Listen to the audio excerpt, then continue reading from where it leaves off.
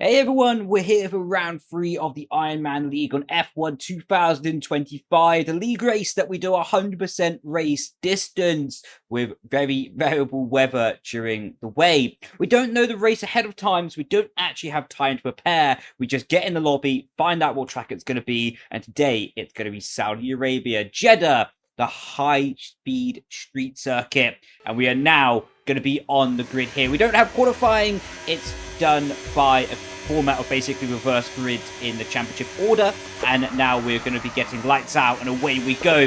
Immediately making a position up to Jack West. We picked the outside line and was pretty conservative into turn 1, trying to go around the outside. We actually give Diego a little tap there, but we gained a position to Jack, lost the position to Leo as we picked the wrong side through turn 1, breaking early into the first sector, as it is very dangerous on the first sector here on the first lap of the race. As you can see, already a virtual safety car has been deployed, showing just how easy it is to make a mistake here and to be involved in a crash.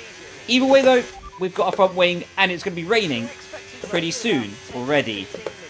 The eagle-eyed viewers would have seen that it was forecast. The weather forecast is useless. That it was forecast to rain, but much later in the race. The VSC did end, and here on lap 2 of the race, no one made a pit stop. Of course, it was lap 1. Leo's going up the inside of Diego here and able to get the move done. We try to find our own gap early on the traction here, side by side on the exit, but that's not going to work here as the next corner goes over to the right-hand side. So we would be in a very dangerous spot. We back out of that, and now we'll be looking for better opportunities as the lap unfolds. Diego made contact with the wall on the exit, and we're deep in the slipstream here as DRS has been enabled, but we're not going to get enough overspeed to find our way past into that corner, around the outside almost, and we are pushing him on the exit of the corner. So we have found quite a lot of dry weather pace compared to the previous GP, at least in the early stages of this race so far. We're down the inside, very decisive move.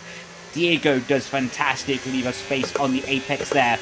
We leave him space on the exit. Now it's a contest of fighting for the slipstream of Leo, and Leo decides to give the slipstream to Diego going down into turn 1, but we're not going to be giving up the position late on the brakes. And now around the outside of turn 1, turn 2 chicane, up into P6 in this race. And we give the slipstream to Lucas Blakely, my old friend. We actually lived together for a little while back in the COVID days. So we gave the slipstream to Lucas and then gave him the inside line as well, so Lucas was able to follow us through and get himself up into P7 while we're up in P6. A little bit of a mistake there, taking my first warning. Track invalidation of the race. Of course, 3 warnings equals a 3-second time penalty, and this is really where the race started. There'll be a crash with these guys for sure. To unfold, as I started to predict a crash amongst the drivers up ahead, because it's very early in the race, and they were very aggressive already in their own battling. But fortunately, they did not make contact during this first sector here on lap 5, and were able to really close onto the back of Leo here. So you can see we have a lot of confidence, a lot of pace in the dry weather situations at the moment. Already having intermediates pre-selected for the next pit stop as well. These hards should go for a very long time in the race, at least until the rain is forecast. So that's good, just to get done nice and early. A lot of top speed as well, right here behind Leo. But again, of course, was using the overtake button, but just not able to find the space. As now we're on lap 7. Leo was able to find his way past Larry, and we're going to be looking to try and do the same in time as well and make our way up into P5 here on lap 7 of the race. But it's really interesting what's going to happen, to be honest, because engine temperatures are going to start getting really high, as you can see, going through the final corner of the track here on the end of lap 7, beginning lap 8. Engine temperatures are going to get really high, and it's something that has been a common trait in F1 2025, as we're right in the slipstream now. We think about trying to make a move up the inside, but he goes deep in reaction, looking to us in the mirror, but we're not able to get a strong enough switchback to gain the traction over him, and thus the position, remaining currently in P6. But yeah, the slipstream and the dirty air is a bit changed from F1 24. but the engine temperatures are really sensitive this year, really sensitive. So following even a car for 1 or 2 laps instantly means your engine's going to overheat, and we're trying to manage that. Yeah, just trying to manage the engine temperature at the moment. You can bring it down so I have a better chance of attacking. You can literally hear me say already in the live commentary during the race, trying to manage my engine temperature. It was peaking at a temperature of 145 degrees. So now we're focusing to bring that down. We did get it down to like 142 as well. And my plan was to allow it to come down. And then once it's down, I can really have a big run at trying to get past Leigh up ahead of us. And that should be good enough to promote us into P5 in this race. You can see in the corners, though, we still have a lot of confidence, a lot of grip. Actually, we brought it down to 141 on the engine temperature, so we're doing a very nice job of reducing that as well. And every single time we go into a section of corners, you can see that the car is quite stable, and we're able to be gaining time for the cars ahead as well. So, feeling really confident, really planted, really secure in the setup that we're running here today. Much improved already from the previous race and going through the first sector. Just through this segment here, really able to have the car underneath us, be closing in a handful of tenths. Turns out the strategy. So yeah, pretty good, pretty confident at the moment. And Leigh is going to go wide into the final corner. And again, it's just too difficult to really get in a position to overtake here, because he was always going to use all of his battery down the straight. So we turned us off early to try and retain that battery deployment. Good info, Jeff. Or Mark. Can't remember your name. And yeah, the engineer being not that useful again on the F1 game, but it is in fact raining right now, and there is going to be Julian Clapperboard into the wall. Maybe a safety car? And yeah, Julian. Okay, it's raining. And yeah, Julian brought out the virtual safety car by crashing, so not ideal for him, unlucky for him. Oh, it's ending. Oh, I can't speed. And yeah, now the virtual safety car is going to be ending, and we have a really difficult job here. This is the first time under racing speed that we've had to brake in the rain, and you can see both myself and Leigh go wide, and we instantly say it's time to box because the grip is not underneath the car anymore, and it is going to be time to be putting on the intermediate tyres going into the pit lane. And to be honest, I know it's a little bit of a spoiler, but I made a mistake here as well. I only added 2 clicks of front wing in the pit stop. I should have added 4, maybe 5 clicks of front wing, but that's also a learning curve. It's a large reason why I'm doing these races. Of course, I love to compete. It's something that I like doing, even if I'm retired from racing F1 sim racing. I like to keep myself sharp. I like to keep myself in the groove because I love racing still. I just don't love the lifestyle that comes with doing F1 sim racing, that you're doing 12 races for more than 8 months work, 7 months work, you know. Warning. And having a different balance, and also sharing my passion with people, doing more in the content side. I was inspired a lot by a YouTube channel called Driver61 when I started. He did fantastic tutorials. Really, he helped me become so much better of a driver, understand fundamentals of the car. And if I could do even a fraction of that and share my information with other people, and they can maybe grow into their own career or league racing or F1 sim racing, or even just enjoy the game more, man, I will be so happy. I will really be so happy. I know this has been a bit of a diversion away from the normal topic of the video. I just realized I talked about this when a virtual safety car was out. But yeah, like, in summary, that's my thing. As we're going to be going through the first corners, and we're going to skateboard on the curb. And that's what, to be honest, going too low on the front wing did. We just understeered and went wide.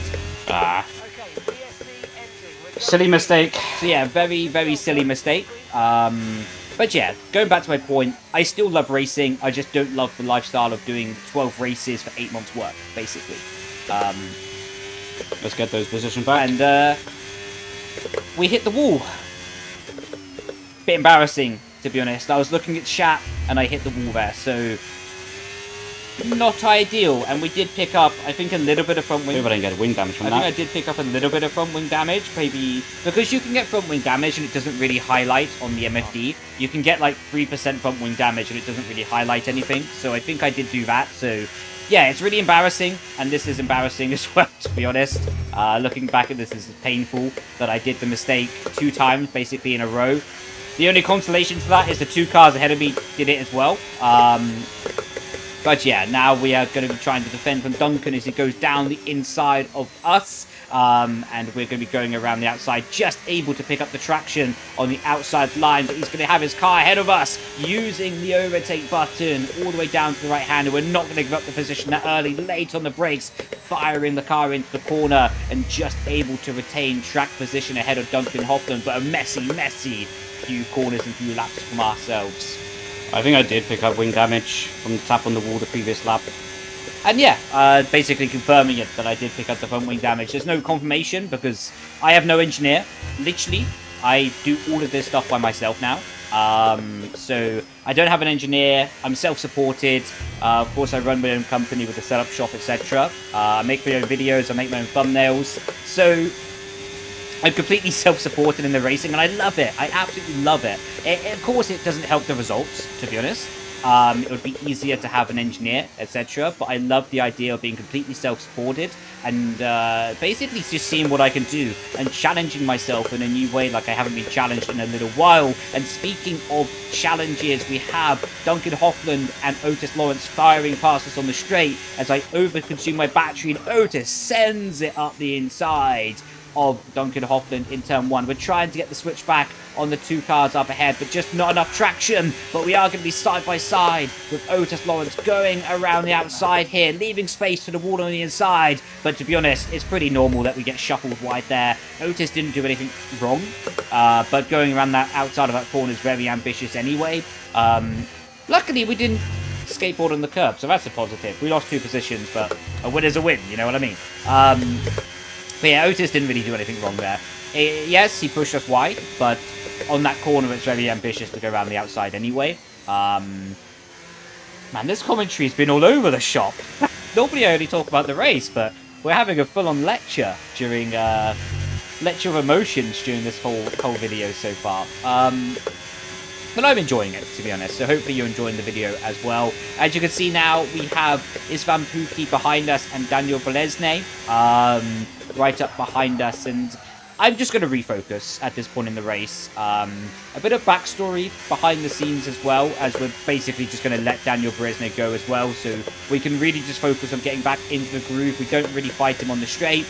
I was quite ill.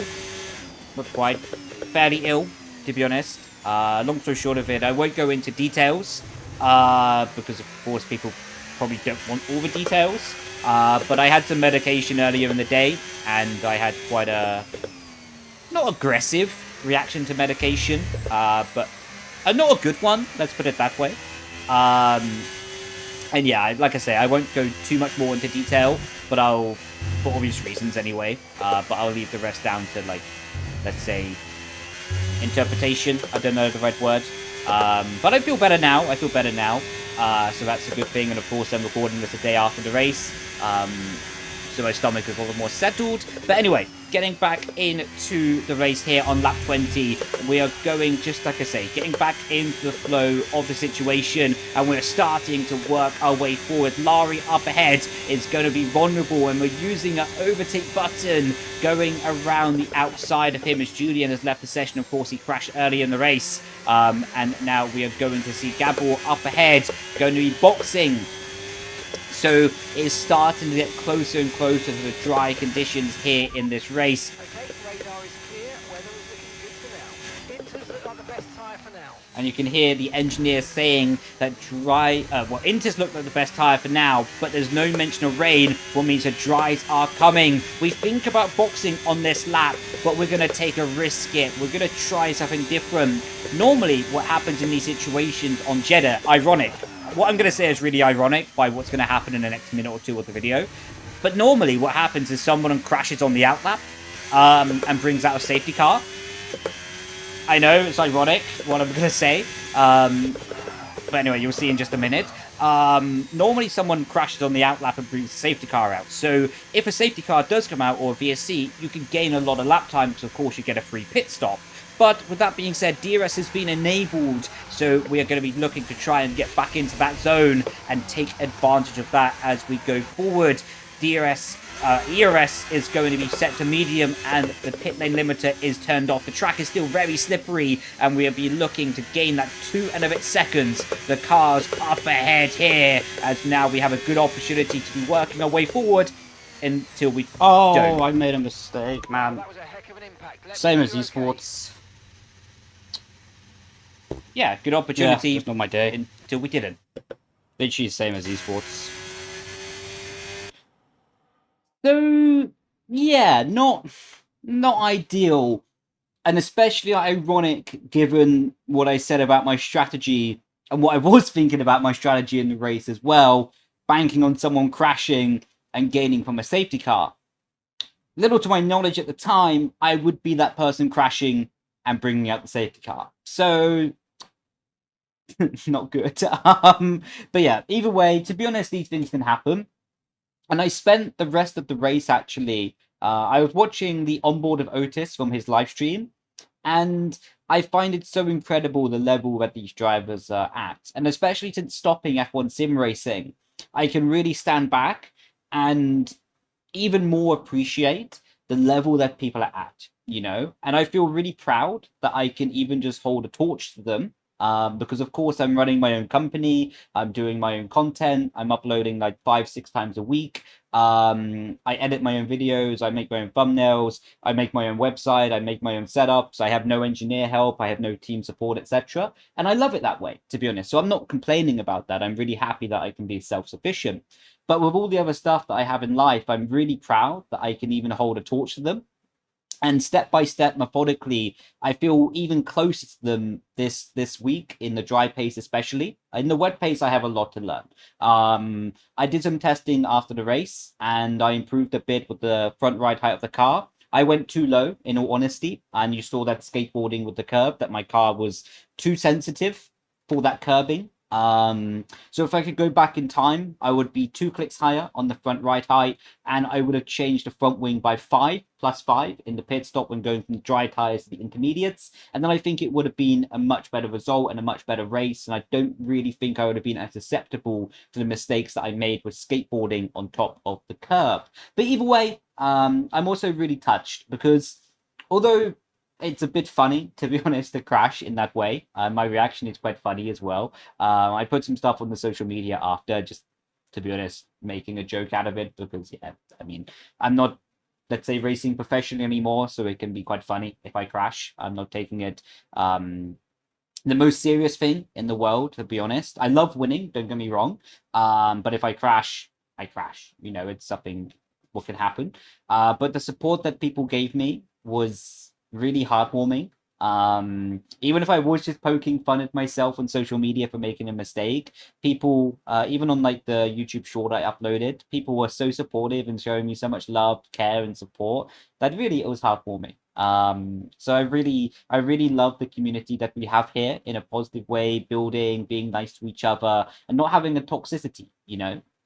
So yeah, I'm very proud, very happy. And I think I've rambled for like a long time on this outro of the video. But anyway, until next time, grazie Vazazzi. And I will also be looking at stuff to improve. I'm starting to improve my camera angle setting. I might be switching to T-Pod instead of T-Pod offset that I've been using previously, and a bit less zoomed in of a camera. Just to try different stuff to see if I can gel with the game a little bit better. So although I'm retired, I still love competition. I still love improving. So I'm looking forward to the journey ahead of me as well, and hopefully sharing that with you guys at home. So with all that being said, I've been Brendon Leigh, and I'll catch you in the next video. Grazie Vazazzi. Ciao, ciao. Bye-bye.